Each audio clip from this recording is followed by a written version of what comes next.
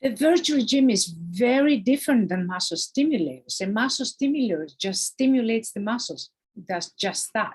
Basically sends electrical pulses, about 20 or 30 of them per second, to stimulate individual small muscles. So you just stimulate this muscle, this little muscle, and that little muscle.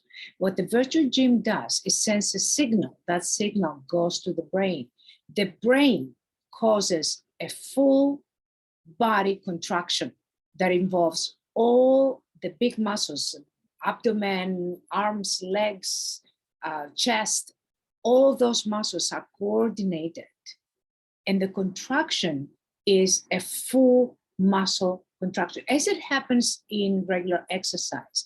But the virtual gym has about 256 exercises that you repeat 1,000 times in 1 hour. That's about 25,600 exercises. You cannot do that in regular gym. It's going to take you 3 months. So one treatment of the virtual gym is like 3 months in the gym.